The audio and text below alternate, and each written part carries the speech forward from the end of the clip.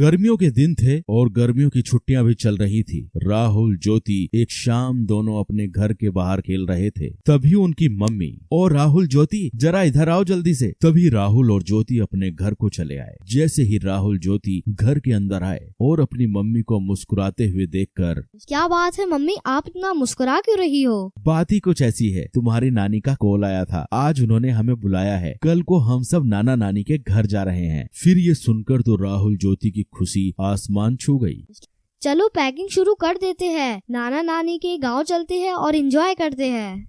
फिर क्या, दूसरे दिन सुबह सब लोग जल्दी नाना नानी के गांव के लिए निकल पड़े। राहुल ज्योति का नानी का घर काफी खूबसूरत और छोटा सा गांव था, जहां सब खेती बाड़ी करते थे और प्यार से रहते थे। राहुल ज्योति जैसे ही नाना नानी के घर पहुंचे तो उनके स्वागत के लिए नाना नानी तैयार खड़े थे। राहुल ज्योति को नाना नानी बोले, राहुल ज्योति आ जाओ, हमारे पास को आ जाओ। फिर राहुल और ज्योति नाना नानी के पास जाकर उनसे लिपट गए। फिर खास नाना नानी की बनाई हुई स्वादिष्ट खाना खाकर राहुल ज्योति ने थोड़ी देर आराम किया और फिर दोनों अपने नाना नानी हाल का मजा लूटने के लिए तैयार हो गए। ये लो, तुम दोनों के लिए मैंने खास इमली का रस बनाया है, इसे जल्दी से पी लो, इसे गर्मी में पिया जाता है। नानी की बनाई हुई इमली का रस पीकर तो राहुल ज्योति एकदम तरोताजा हो गए। फिर नानी जी ने आम के पेड़ पर एक बड़ा सा झूला टांगा। राहुल ज्योति झूले पर बैठ गए और झूला झूलते झूलते हवा में बातें करने लग गए और फिर नाना जी के साथ घूमने चले गए और फिर रात हो गई। फिर राहुल ज्योति नानी जी के साथ रात के खाने के लिए फिर घूमकर घर लौट आए।